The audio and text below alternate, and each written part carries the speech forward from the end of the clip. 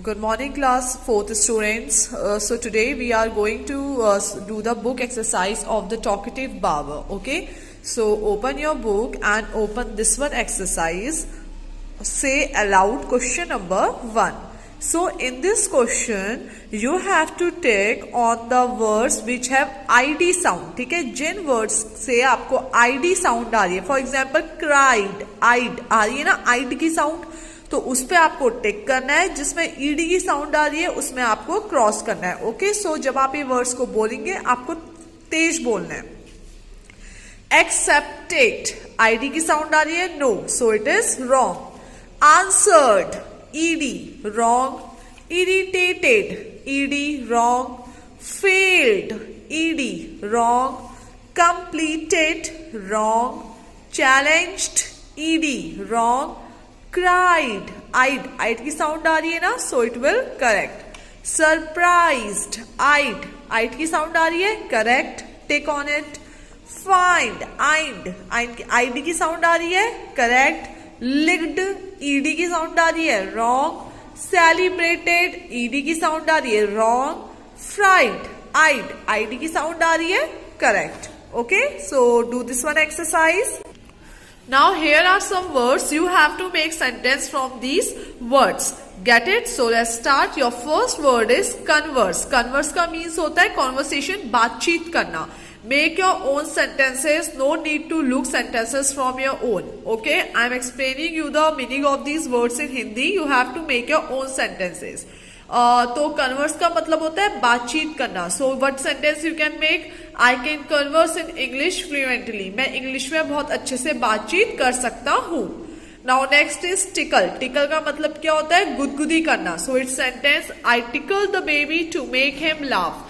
मैंने बेबी को, एक छोटे से बेबी को टिकल करा so that he can laugh. Next is mastery. जो किसी सब्जेक्ट का या किसी भी चीज का मास्टर होता है, उस चीज के बारे में उसको पूरी नॉलेज होती है. Now it sentence is, my father has mastery over on Hindi. मेरे फादर ने हिंदी में मास्टरी करी है.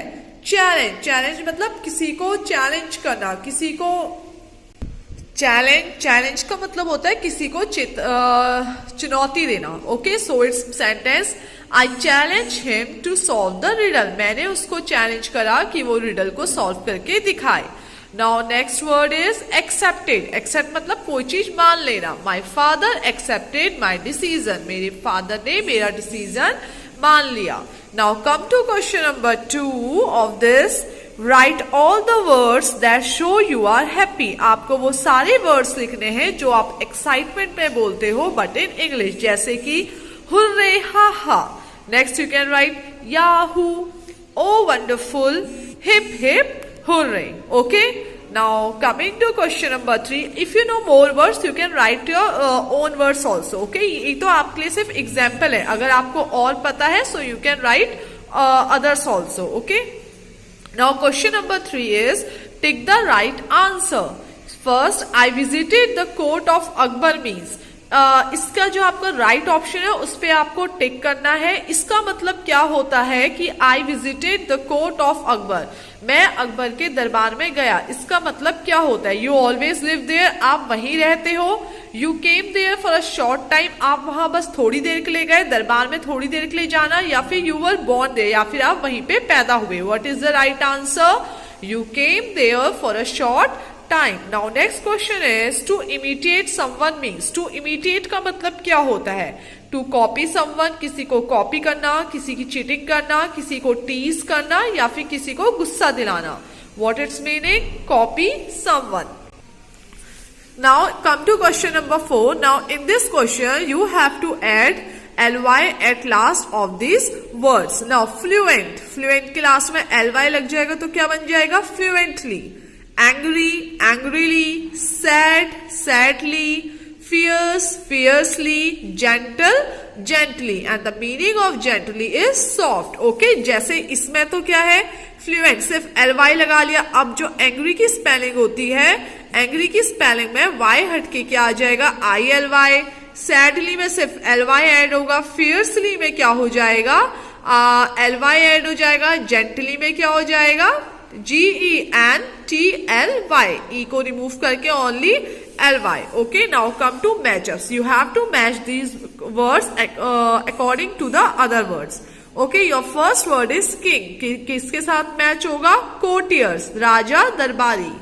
teacher, students, doctor, patient, bus driver, passenger, सवारी. लॉयर के कौन होते हैं? क्लाइंट्स. और मदर के कौन होते हैं?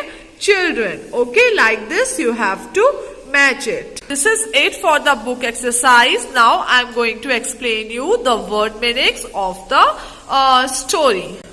Now coming to the word meanings of the scholar's mother tongue. Your first word is mother tongue. As I have told you, the meaning of mother tongue is the first language learned by a person. Now its sentence, my mother tongue is Hindi. मेरी mother tongue क्या है? Hindi. Fluently, able to speak a language easily.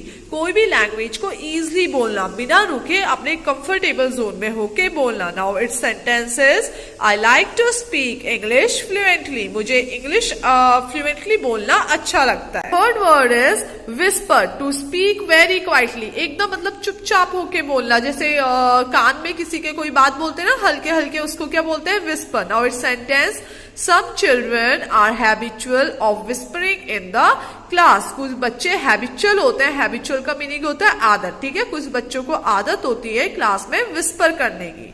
Now next word is tickle. Tickle means gudgudi, to touch lightly. Now its sentence, my little brother screamed with laughter as I tickled him. So this is it for today. Thank you everyone.